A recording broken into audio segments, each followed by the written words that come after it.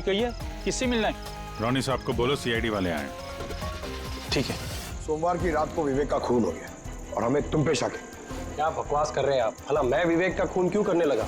अब इस क्यों का जवाब तो तुम्हें ही देना पड़ेगा। मैं विवेक के खून के बारे में कुछ नहीं जानता।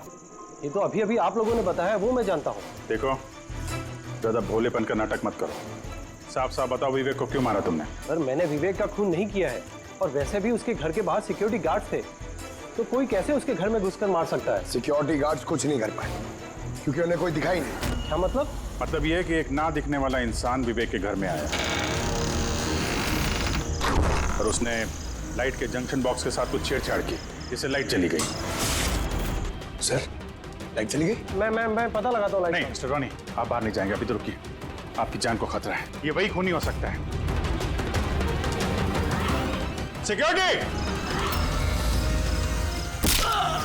रॉनी, आप हिलना मत। जी, सिक्योरिटी!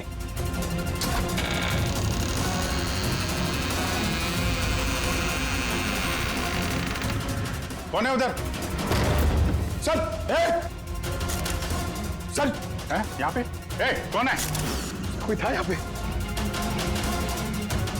कौन है? हैं? कोई दिखा? नहीं। रोनी, हिलना मत। सिक्योरिटी, लाइट ऑन करो। सर, मैं भाग जाता हूँ। देखो। Oh no, Pankaj!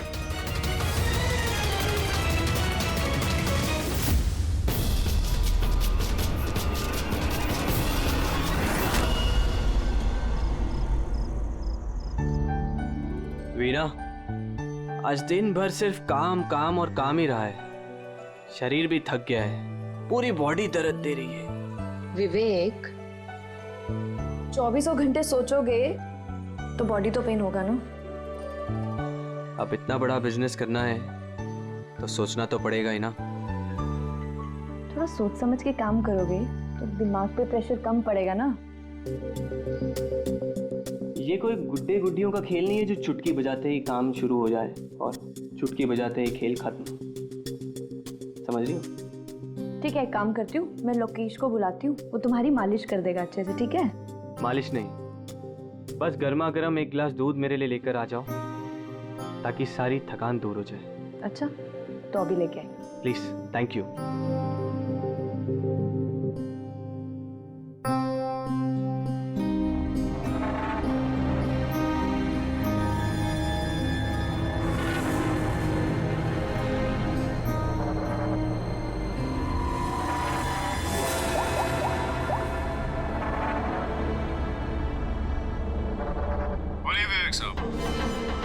सब ठीक ठाक है?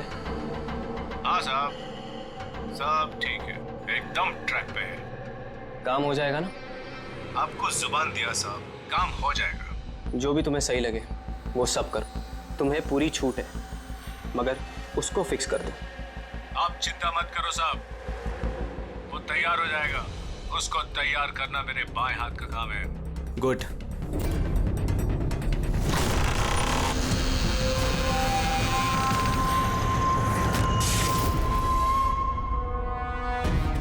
ये लाइट्स को क्या हो गया? वीना, वीना तुम हो? वीना, तुम बोलती क्यों नहीं? ये लाइट्स कैसे चली गई? लोकेश, वीना, कौन है? कौन है यहाँ पे? वीना, मजाक मत करो। देखो, देखो, मैं अंधेरे से नहीं डरता। विवेक साहब! विवेक साहब! विवेक साहब! लोकेश! वीना! लोकेश, जल्दी आओ, कोई है कमरे में। विवेक साहब! विवेक साहब, दरवाजा खोलिए! विवेक साहब! क्या हुआ साहब?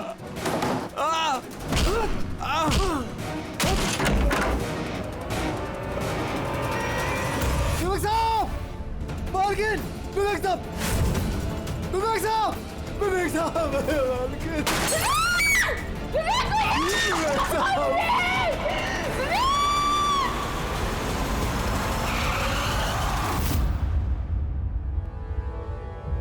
सर, लगता है कई बार चाकू से वार किया है। ये देखिए, कटने का और चाकू घोंपने का निशान है। घाव के पैटर्न देख के लगता है कि ये घाव चाकू के नहीं है, किसी और चीज से खून किया गया है। ऐसा क्यों लगता है सर आपको? ये देखो, ये जो घाव के पैटर्न देख रहे हो एकदम बराबर बराबर है, एक ही साइज के, और ये ज़्यादा गहरे नहीं है। अगर चाकू का घाव होता तो बड़ा होता, गहरा होता, और ऐसे पैटर्न में नहीं बनता। मतलब सर चाकू जैसा ये कोई छोटा हथियार है और उसे बार बार मार के खून किया। लगता तो ऐसा ही है यार। आप कहाँ थे आप जब ये खून हो? साहब मैं नीचे अपने कमरे में था। जब विवेक साहब की चीखने की आवाज सुनी तो मैं दौड़ के ऊपर आया। साहब मैंने दरवाजा खोलने की बहुत कोशिश की, लेकिन दरवाजा अंदर से बंद था। विवेक साहब अंदर से जोर जोर से चिल्ला रहे थे, इसलिए मैं दरवाजा तोड़ के अंदर गया और मैंने देखा कि जब दौड़ के अंदर आए तो आपने खूनी को नहीं देखा यहाँ पे? यही तो अजीब है साहब, खूनी दिखा ही नहीं। दरवाजा बंद था अंदर से? हाँ साहब।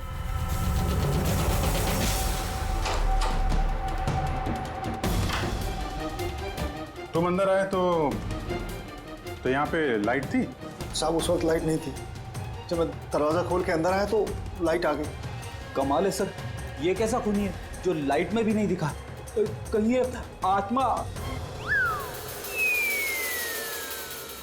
ये भी तो हो सकता है कि जब कमरे में अंधेरा था उसी वक्त खूनी दरवाजे से बाहर गया। साहब ऐसा बिल्कुल नहीं हो सकता। साहब अगर खूनी दरवाजे से अंधेरे में भी गया होता तो मुझे जरूर दिखा होता। मेरी आंखें बिल्कुल ठीक है साहब। कमरे से बाहर जाने का और कोई रास्ता तो दिख नहीं रहा है। वही तो, कमरे से बाहर जाने का एक ही रास्ता है, वो है ये दरवाजा। दरवाजा अंदर से बंद था और लोकेश ने ये दरवाजा खोला, और इसने तो यहाँ पे खूनी को देखा नहीं। कमाल है।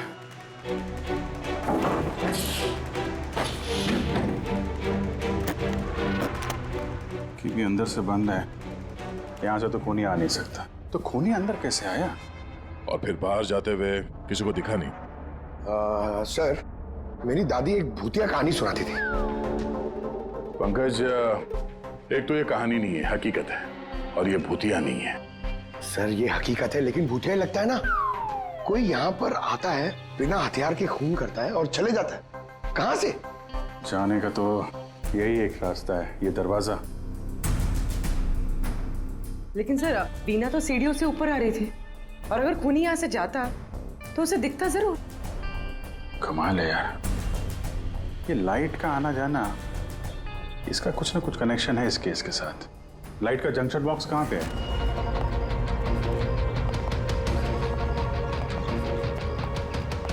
सर यही जंक्शन बॉक्स है।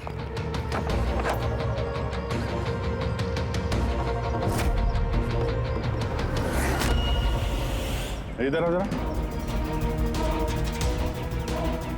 कल तुम ही ड्यूटी पे थे? मैं तो गेट पे था साहब। तुम्हारे गेट पे रहते कोई घर में घुस के खून कर गया, तुम्हें पता नहीं चला? देखिए साहब, मैं अपनी ड्यूटी पे अलर्ट रहता हूँ, ना कोई अंदर आया है ना कोई बाहर गया है। अलर्ट?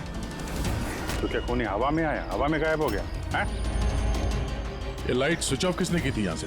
पता नहीं साहब, अचानक ऑफ हो गई। मैंने सोचा फ्यूज उड़ गया हो।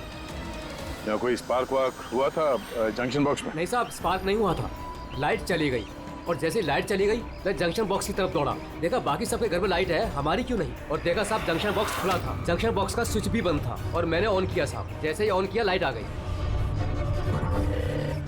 कोई तो आया था यहाँ पे जिसने लाइट के साथ छेड़छाड़ की है। विवेक की बीवी वीना, उससे भी पूछ लेते हैं।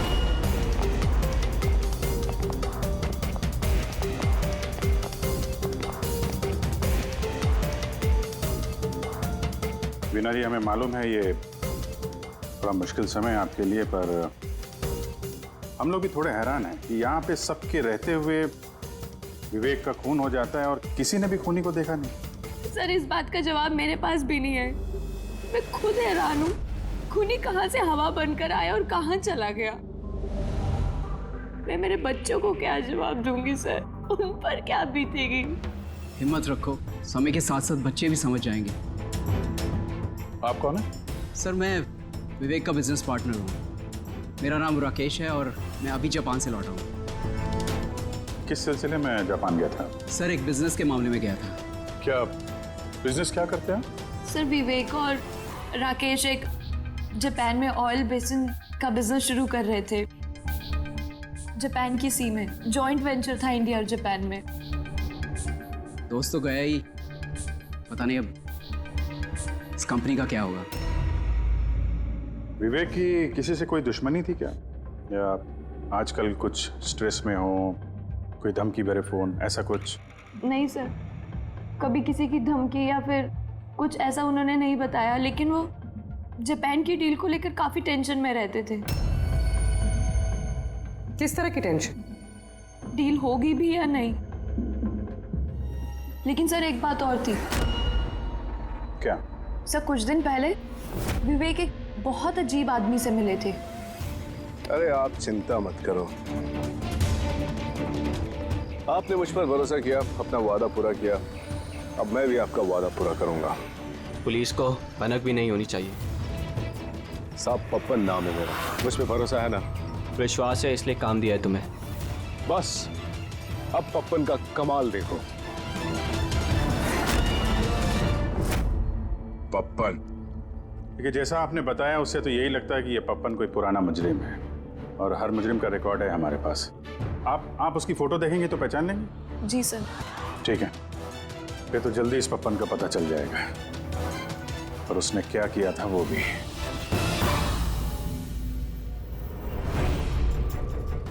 आप लोगों का शक एकदम सही बस, ये खून चाकू से नहीं हुआ। तो फिर किस हथियार से हुआ जो कोई भी देख नहीं पाया, यहाँ तक कि लोकेश को भी वो हथियार दिखाई नहीं पड़ा? हाँ बॉस, हथियार भी नहीं नजर आया, और कमाल की बात है खूनी भी दिखाई नहीं दिया। ये तो पहली हो गई, खून हुआ, खून ही नजर नहीं आया। घाव चाकू जैसे हैं लेकिन खून चाकू से नहीं हुआ। पहेली तो है अभिजीत, और इस पहेली को सॉल्व करने के लिए आप लोगों को कड़ी मशक्कत करनी पड़ेगी।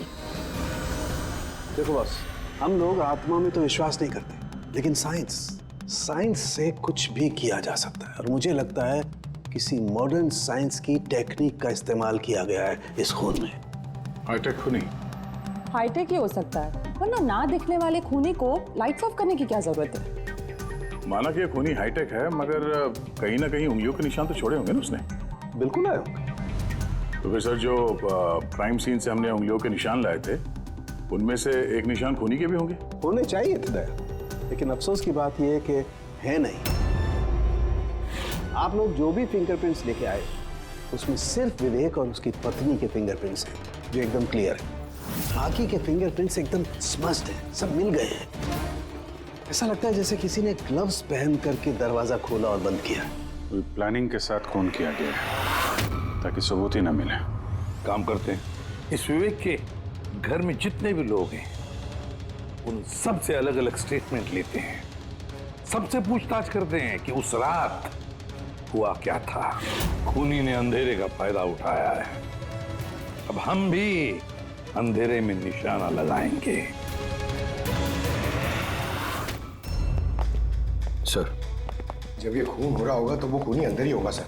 जैसे ही बीना बाहर गई उसने खून कर दिया। ये थ्योरी हो सकती है पंकज, अगर लाइट नहीं गई होती तो फिर सब दो खूनी होंगे, एक लाइट ऑपरेट कर रहा होगा और अंदर खून कर रहा होगा। मगर जिसने लाइट ऑफ करी वो कहाँ था? वहां पे तो गार्ड खड़ा था, उसने बोला ना उसने किसी को अंदर आते देखा ना कोई बाहर गया। सर लेकिन जब वीना बाहर गई थी तो उसने दरवाजा खुला हुआ देखा था सर, तो हो सकता है कि दरवाजे के ऊपर उसकी उंगली के निशान हो। खूनी यहाँ भी चालाक निकला। सारुके साहब ने बताया ना, यहाँ कमरे के अंदर हमें एक भी फिंगरप्रिंट्स नहीं मिले, एक भी। उसने हैंड ग्लव्स पहने होंगे सर, इसलिए शायद नहीं मिले। हैंड ग्लव्स तो पहने ही होंगे। विवेक की बॉडी यहाँ पड़ी थी, मतलब यहाँ कहीं खड़ा होगा। 1 मिनट यहाँ खड़े होना जरा पंकज। खूनी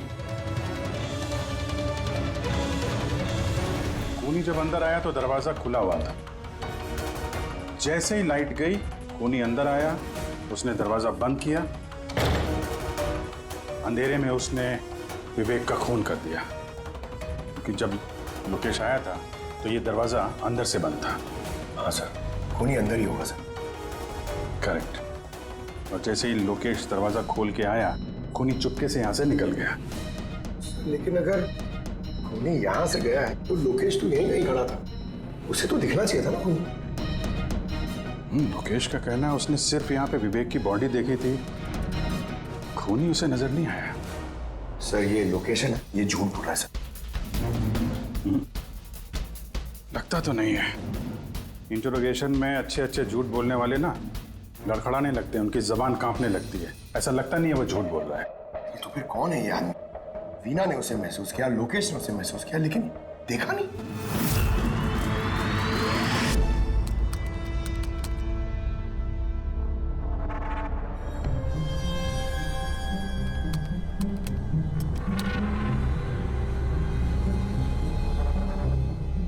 सर मरने से पहले विवेक ने जिस नंबर पे फोन किया था वो नंबर एक दिन पहले चोरी हो गया था और अब वो अनअवेलेबल आ रहा है। अनअवेलेबल है तो जरूर पप्पन का होगा दया, पप्पन का नंबर होगा। क्या पता चला उसके बारे में? सर पूरी ट्रेस कर रही है, उसका क्रिमिनल रिकॉर्ड भी चेक कर रही है सर, बहुत जल्द पता चल जाएगा। यही है, यही है सर। हाँ सर ये देखिए सर, हमारे रिकॉर्ड्स में तो कई सारे पप्पन हैं, लेकिन वीना के बताए अनुसार ये वही आदमी जिसकी हमें तलाश है। सर ये वही आदमी है जिसे मैंने विवेक के साथ देखा था। हमारे रिकॉर्ड के हिसाब से तो ये मुजरिम बहुत ही खतरनाक है सर, खूनी है। और अगर विवेक ने इसे पैसे दिए हैं तो जरूर खून किया होगा इसने। और अभी ये बेल पे बाहर है और पुलिस स्टेशन पे हाजिरी देने के लिए जाता है रोज। कौन से पुलिस स्टेशन में जाता है ये हाजिरी देने के लिए?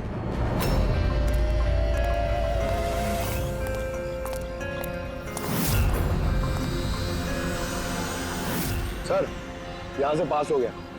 सब्जी ले लो भाई, सब्जी ले लो, सब्जी ले लो। सर पप्पन यहाँ से निकल गया। ले भैया तेरा ठेला संभाल ले। उसको उधर ही रोक के रख, चाहे वो रोए या हंसे तुम उसकी चिंता मत कर। जब तक वो हमारे पास है बाजी हमारे हाथ में है। तुम लोग मेरा इंतजार करो और कुछ भी गड़बड़ हुआ ना तुम में से किसी को नहीं छोड़ूंगा मैं। ये चिड़ी का गुलाम तुम्हारी तरफ गया था, देखना जरा।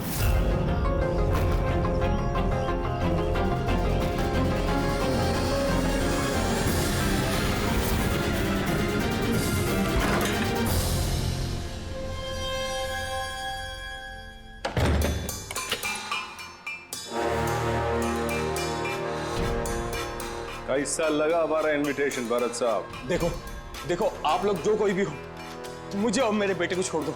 मैं आप लोगों से रहम की भीख मांगता हूँ। रहम।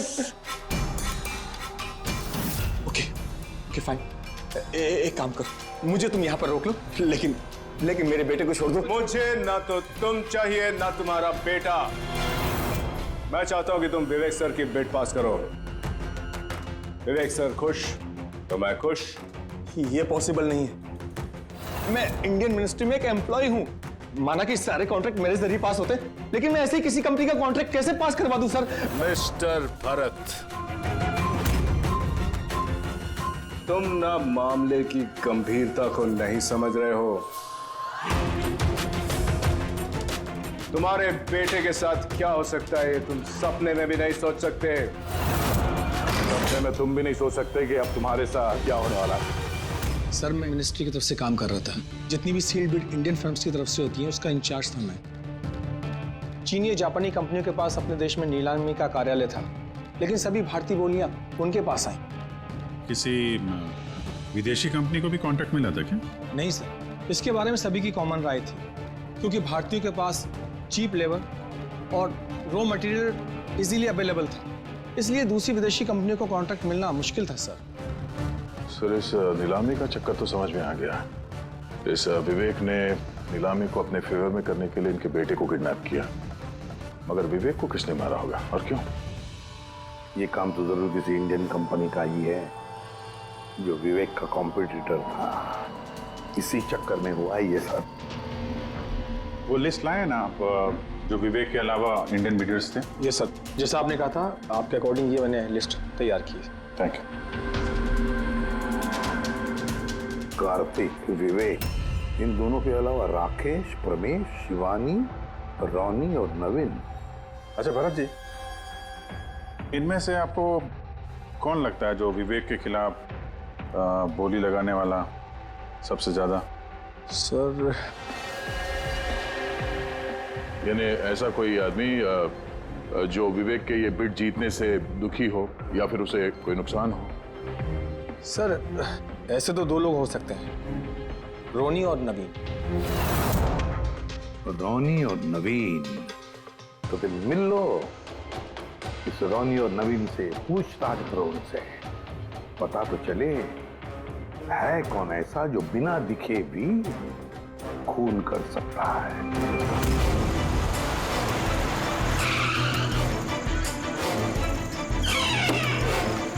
जी कहिए, किससे मिलना है? रोनी साहब को बोलो सीआईडी वाले आए।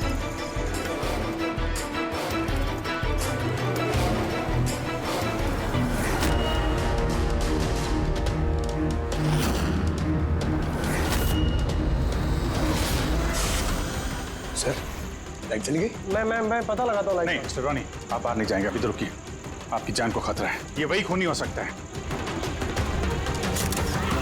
सिक्योरिटी! रोनी आप हिलना मत। सिक्योरिटी! सर यहाँ कोई है? कोई है? सर यहाँ कौन है इधर? कौन है? मिस्टर रोनी आप हिलना मत।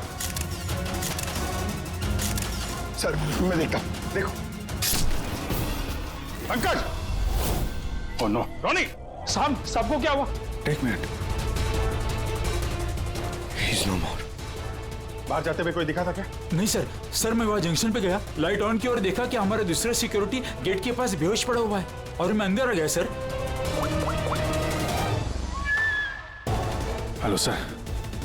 सर हम रोनी को बचा नहीं पाए। He's dead. ऐसा कैसे हो सकता है अभिजीत? खून तुम्हारे सामने हुआ और तुम कह रहे हो कि तुमने खूनी को देखा तक नहीं? हाँ सर, पहले तो हम सुनी सुनाई बातों पे यकीन कर रहे थे, पर यहाँ तो हम लोग वहाँ मौजूद थे सर, कोई नहीं दिखा। मतलब विवेक के खून की जैसा? हाँ सर। ये किस तरह का खूनी है सर, जो है मगर दिखाई नहीं देता? वही तो। पर इतना पक्का है कि मैंने वहाँ पे कुछ शैडो जैसी देखी थी, कुछ अजीब सी, आई मीन एक्सप्लेन करना मुश्किल हो रहा है मगर। सारुण के यार, फोटो से कुछ पता चल रहा है तुझे? बॉस लगा हुआ तो हूँ, शायद कुछ हाथ लग जाए, लेकिन एक बात पक्की है, ये खून भी वैसे ही हुआ है जैसे इससे पहले को खून हुआ है। ये देखो, बस ये देखो, यहाँ फोटो में ये हल्की सी रोशनी में ये कुछ आकृति दिखाई दे रही है, शैडो जैसी, बिना आकार के। ये क्या है ये समझ में नहीं आ रहा है। सालू के साथ मैं पहले से कह रहा था, ये जरूर कोई आत्मा है। सर वो जो कोई भी था, मैंने उसे महसूस किया था सर, मैंने उसे पकड़ने की कोशिश की लेकिन वो हाथ में ही नहीं है। देखो यार, ये आत्मा कुछ नहीं होता। बॉस ये क्या है ये अभी तक पता नहीं लगा पाया। सारुण के, ये किस किस्म का हथियार इस्तेमाल किया इस खूनी ने? ये बॉस, ये हथियार है, इसे शूरिकेन कहते हैं बॉस। शूरिकेन? तो इस तरह का हथियार तो मैंने मार्शल आर्ट्स वाली फिल्मों में देखा है। अरे इसे तो वो निंजाज यूज करते हैं, वो निंजा। सर ये जापानीज हथियार है, निंजाज स्टाइल के हथियार इस्तेमाल करते हैं। जापान, निंजा, और ये ऑक्शन भी जापान में होने वाला है सर, तो कहीं इन सबका कनेक्शन जापान से तो नहीं? बिल्कुल है, जापान से कनेक्शन है। इस राकेश से मिलना पड़ेगा, वही गया था ना जापान किसी डील के बारे में बात करने। राकेश, तुम विवेक के पार्टनर हो, है ना? तो तुम तो जरूर जानते होंगे कि विवेक ने बिड हासिल करने के लिए पप्पन नाम के किसी गुंडे को हायर किया था, भरत के बेटे को किडनैप करने के लिए, है ना? नहीं सर, इसके बारे में मुझे कुछ भी मालूम नहीं। अरे ऐसा कैसे हो सकता है? इतनी बड़ी बात और पार्टनर को पता नहीं? सर वो मुझसे काफ़ी बातें छुपाता था, इसलिए बिजनेस में भी लॉस हो रहा था। वो इतना बेताब रहता था कि लॉस कवर करने के लिए वो क्या क्या करता था और कहाँ कहाँ जाता था मुझे बिल्कुल मालूम नहीं है। अच्छा, वैसे आप जापान गए थे ना विवेक के खून से पहले? हाँ गया था। क्या करने गए थे आप? ऑलरेडी प्रोजेक्ट का मामला था, इसके लिए मैं जापान गया था। मगर विवेक यहीं से सारे ऑपरेशन हैंडल कर रहा था। ऑयल का प्रोजेक्ट? तो क्या क्या प्रोजेक्ट था, जरा डिटेल में बताओ तो सही। जापान में एक द्वीप है जिसे ऐतिहासिक और पवित्र माना जाता है। वहाँ के लोग ऑयल रिग प्रोजेक्ट को लगाने के लिए मना कर रहे थे। पवित्र समंती द्वीप? क्या पवित्र है उस आइलैंड में? कुछ पुराने योद्धाओं को वहाँ पे दफनाया गया था, जैसे समुराइज, रॉनिन्स और निंजास। सामुराई, रॉनिन, निंजास, पुराने योद्धाओं को दफना दिया था वहां पर। सर ये कोई इत्तेफाक है या कुछ और? ये जो निंजास है ये पुराने दौर के हथियारे थे सर जापान में, पर आज भी काफी लोग इन लोगों को मानते हैं। तो वो लोग नहीं चाहते होंगे कि उस जगह पे ये ऑयल ड्रिलिंग हो और उन लोगों ने इन्हें।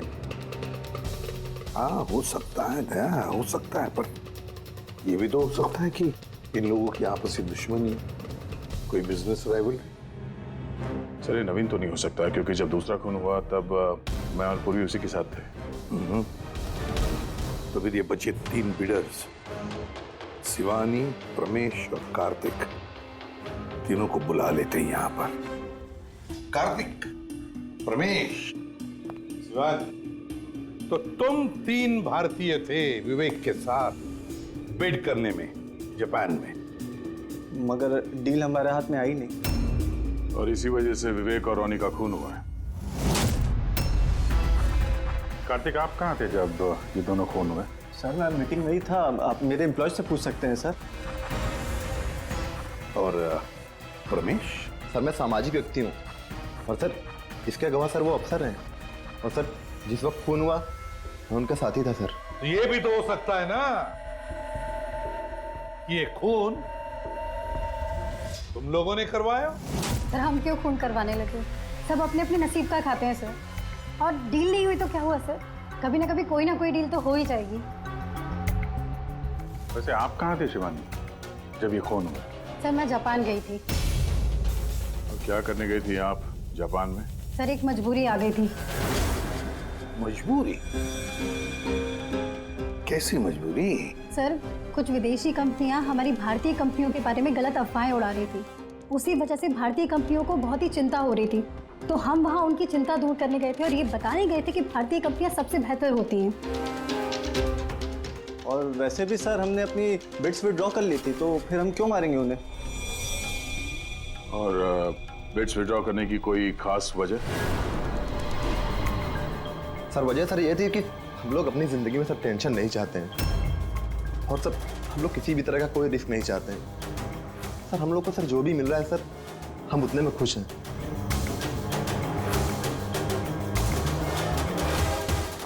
फिर अब तो ये नवीन ही बचा, इसने तो बिड भी वापस नहीं लिया। तो कहीं नवीन ने तो नहीं ये सब किया? या फिर ये भी तो हो सकता है कि अगला शिकार नवीन ही हो। नवीन, तुमने बिड क्यों नहीं कैंसिल की जब सारे लोग पीछे हट गए थे? ऐसे कैसे मैं पीछे हट जाता? इस कॉन्ट्रैक्ट को पाने के लिए मैंने कितने महीनों मेहनत की है पता है तुम्हें? मुझे लगा कि अगर ये कॉन्ट्रैक्ट मेरे हाथ में आ गया तो मेरी सारी दुनिया बदल जाएगी। अब तो दुनिया से जाने की ही नौबत आ गई है। तुम समझते क्यों नहीं हो? अगर तुम चले गए तो मेरा क्या होगा? डरने की कोई बात नहीं है, हमें कुछ नहीं होगा। सीआईडी की पूरी टीम हमारे साथ है। अरे सीआईडी वालों के सामने वो मार के चला गया, और सीआईडी वाले क्या किए? कुछ नहीं कर पाए वो। सीआईडी की टीम पे भरोसा रखो तुम, हमें कुछ नहीं होगा। पंकज, तुम्हें पता है ना हमें क्या करना है? Don't worry, I know. मैं आता हूं।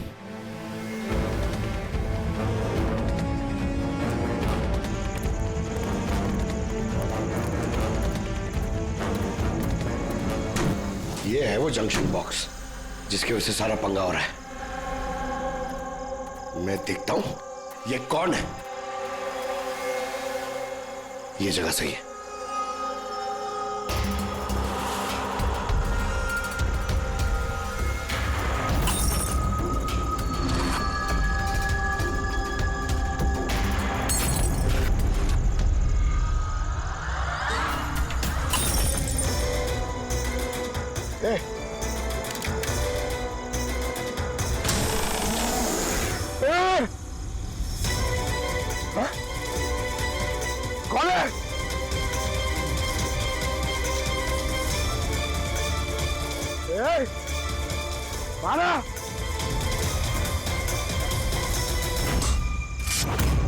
नवीन, ये लाइट को क्या हो गया? अरे कुछ नहीं हुआ।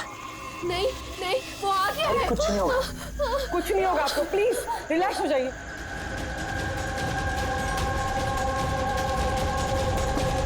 रिलैक्स हो जाइए। नवीन, सामने आओ, वो तुम्हें मार डालेगा। अरे नहीं। कौन है यहाँ पे?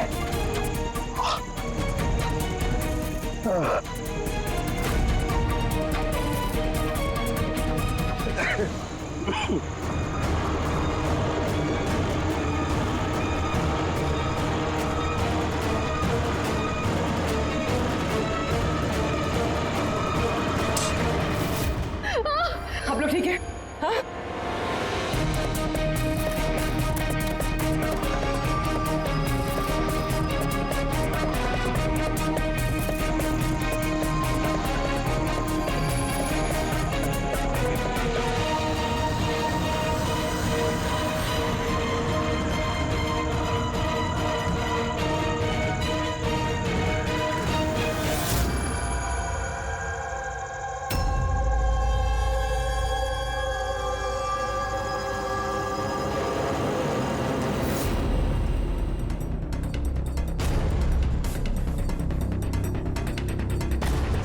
सर, मैंने वहां पर 6 गोलियां चलाई थी।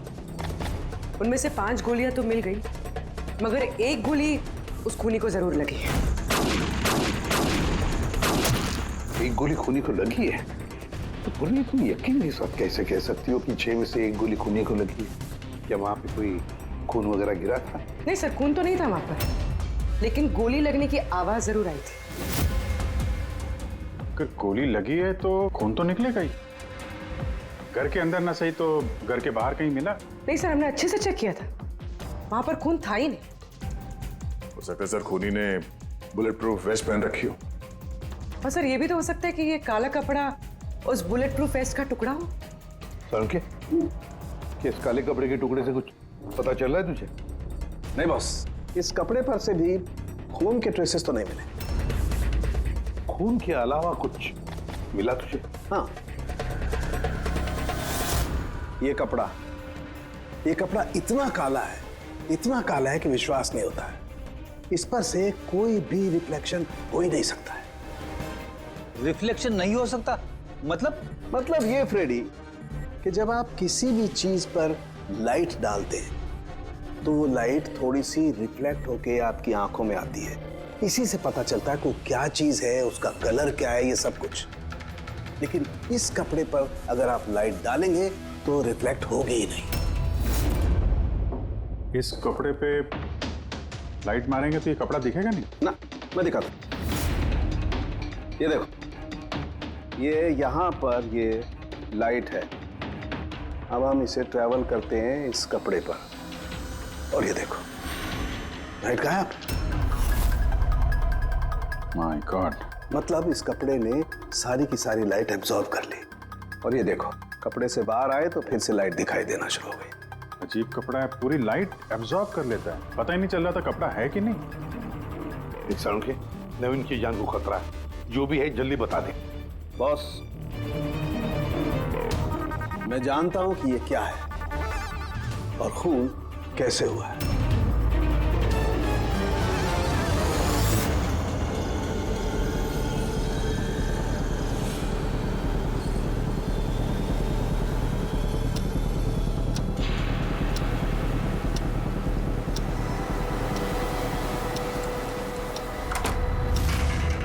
शिखा, क्या हुआ तुम्हें? क्यों इतनी परेशान लग रही हो? हमें कुछ नहीं होगा, रिलैक्स हो जाओ। कैसे रिलैक्स हो जाओ? तुम्हें कुछ हो गया तो? अरे शिखा, मैंने बोला हमें कुछ नहीं होगा। नवीन, ये लाइट कैसे चली गई? अरे नवीन, वो आ गया है। कोई नहीं वो आया। तुम्हें मार डालेगा।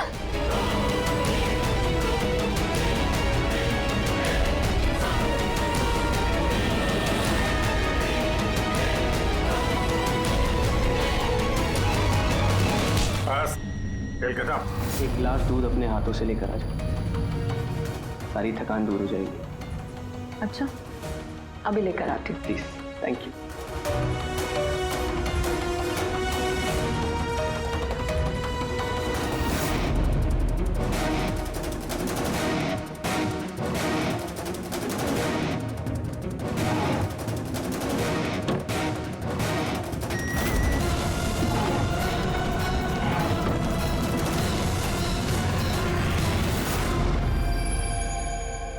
मैंने सोचा नहीं था कि कोई मुझे भी पकड़ सकेगा। हमने भी नहीं सोचा था कि एक पत्नी अपने पति का खून कर देगी। अपराधी चाहे जितना दिमाग लगाकर अपराध को अंजाम दे, कहीं ना कहीं उससे कोई ना कोई गलती हो ही जाती है। मैंने तो कोई गलती नहीं करी, फिर भी आप लोगों ने मुझे पकड़ लिया।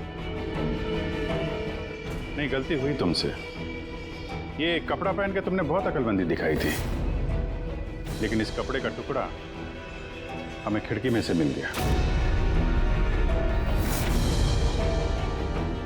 और खिड़की पे फंसा हुआ वो कपड़ा हमारे लिए सबूत बन गया, और उसी कपड़े की वजह से तुम हमारे पकड़ में आ गई। ये कैसा कपड़ा है सर? मैंने इसके बारे में पहले सिर्फ सुना था बॉस। मुझे पता नहीं था कि इसका इस्तेमाल किया जा सकता है, वो भी इस तरीके से। इसे जिस जिस व्यक्ति ने बनाया उसने अपने हिसाब से इसको नाम दिया, लेकिन एक बात पक्की है, ये दुनिया की सबसे ज्यादा काली चीज है। मैं तो कुछ समझा नहीं। सीधे तरीके से ये बात है फ्रेडी कि अगर इस कपड़े का कोई सूट बना करके पहन लेगा, वो व्यक्ति आपको दिखाई नहीं देगा तब तक जब तक कि उसके आसपास की सारी लाइट्स एलिमिनेट ना हो जाए। वो दिखाई नहीं देगा। अगर दिखाई देगा तो सिर्फ एक आकृति दिखाई देगी, एक छाया, वो भी बिना किसी रूप के। ये एक 3D से 2D में बदल जाने की प्रक्रिया है। अरे सर, कोई तो लाइट होगी जिससे ये दिखे। ऐसी कोई लाइट नहीं है, ना इंफ्रारेड लाइट, ना यूवी लाइट, ना ही लाइट स्पेक्ट्रम। अभिजीत, नवीन से कहो कि वो बिड विड्रॉ ना करे और ये इंफॉर्मेशन सब में फैला दो।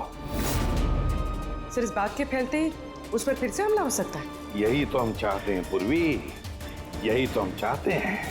ये ब्लैक फैब्रिक लाइट को एब्जॉर्ब कर लेता है, लेकिन हीट को एब्जॉर्ब नहीं करता।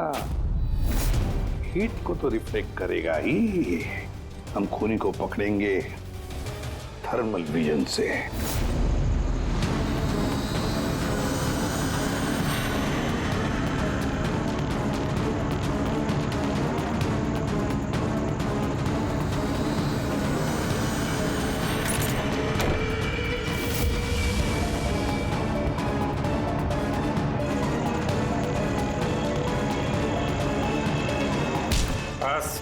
खेल खत्म। किस तरह से इस काली ड्रेस की वजह से तुम्हारा खेल खत्म हो गया? हाँ?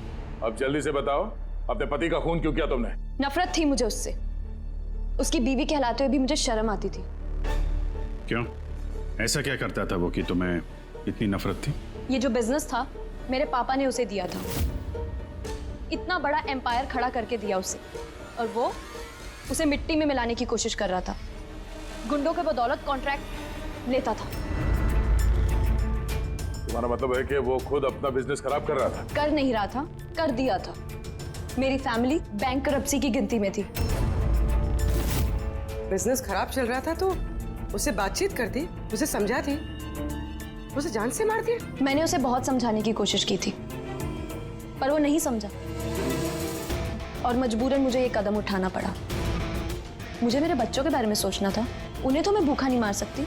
तो इसलिए सारा बिजनेस तुमने अपने हाथ में ले लिया? हाँ, मैंने जापान की कंपनी को अप्रोच किया था छिपकर। छोटे छोटे कॉन्ट्रैक्ट और पैसों के बदले मैंने तय किया कि भारतीय कंपनी कॉन्ट्रैक्ट पर कोई बोली ना लगा सके, और इसीलिए मैंने सभी बोली लगाने वालों को मारने का प्लान किया। और उन्हें मारने के लिए ऐसे हथियार का इस्तेमाल किया जो निंजास इस्तेमाल करते हैं? हाँ? हाँ। क्या मिला ये सब करके? जेल। जिन बच्चों के लिए तुमने गुनाह का रास्ता अपनाया, अब वो बेचारे अनाथ हो जाएंगे।